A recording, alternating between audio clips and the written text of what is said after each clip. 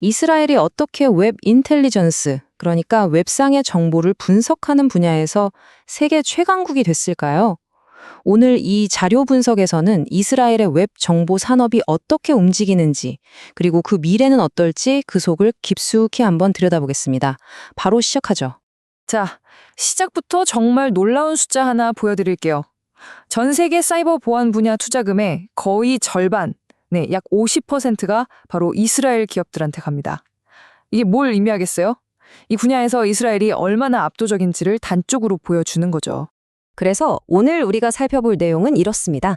먼저 이스라엘이 어떻게 스파이 기술 강국이 됐는지 그 뿌리부터 알아볼 거고요. 그리고 업계의 기준점이라 할 수 있는 코그나이트라는 회사를 뜯어볼 겁니다.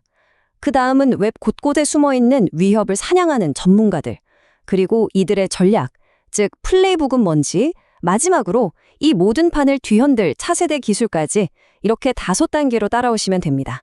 자, 그럼 첫 번째 이야기부터 시작해 볼까요? 이스라엘의 이 스파이 기술 산업, 이걸 제대로 이해하려면요. 그 시작점을 알아야 해요. 아주 독특하거든요. 모든 게 다 군대에서 시작됐습니다. 그 중심에 바로 이 8,200부대가 있습니다.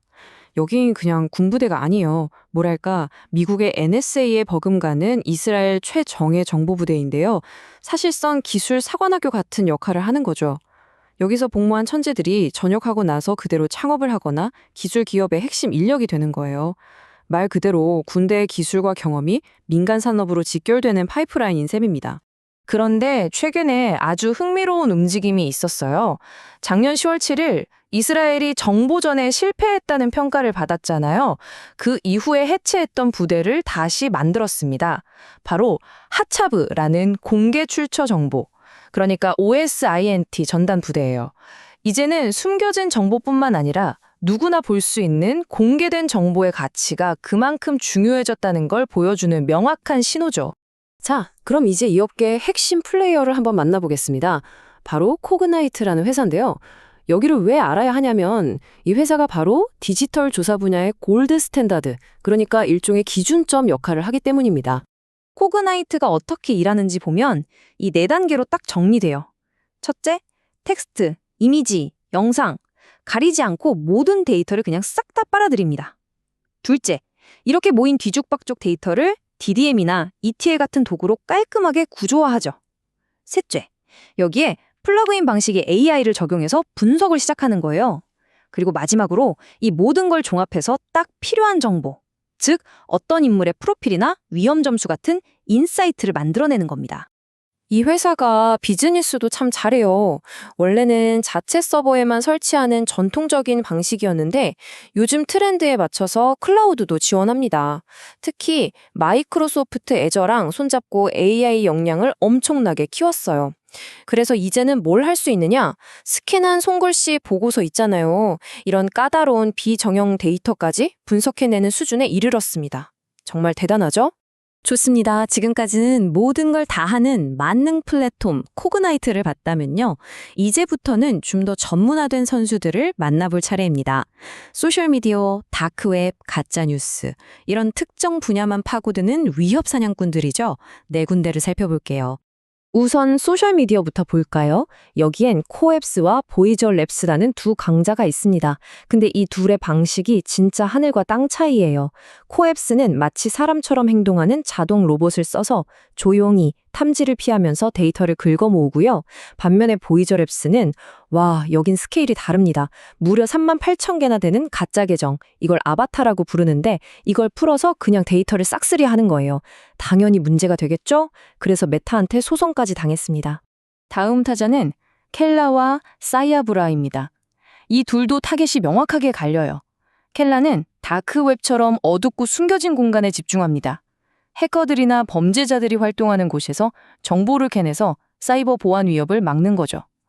반면에 사이아브라는 우리 눈에 훤히 보이는 곳, 그러니까 틱톡이나 뉴스 사이트 같은 공개된 공간에서 활동해요. 뭘 찾냐고요? 바로 가짜뉴스나 여론 조작을 퍼뜨리는 본 네트워크 같은 걸 잡아내는 겁니다. 한쪽은 어둠 속의 위협, 다른 한쪽은 빛 속의 위협을 쫓는 셈이죠. 자, 이제 좀 큰 그림을 볼 시간입니다. 지금까지 살펴본 회사들의 공통점과 차이점을 종합해서 이스라엘 정보 기업들의 성공 방정식, 그들의 플레이북이 대체 뭔지 한번 정리해 보겠습니다. 이 표를 보시면 한눈에 정리가 되실 거예요. 보세요. 코그나이트는 모든 걸 다루는 종합 수사 플랫폼이죠. 코앱스랑 보이저는 소셜미디어 전문가, 켈라는 다크웹, 그리고 사이아브라는 허위 정보. 주력 분야가 다 다르죠?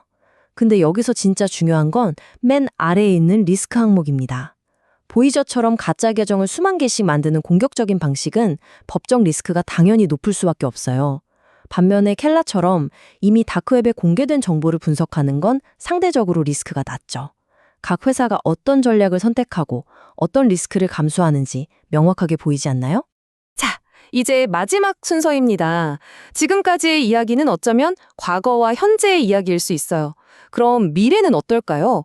이 업계 전체의 판을 바꿀 게임 체인저는 과연 무엇일까요? 정답은 바로 AI의 세대 교체에 있습니다.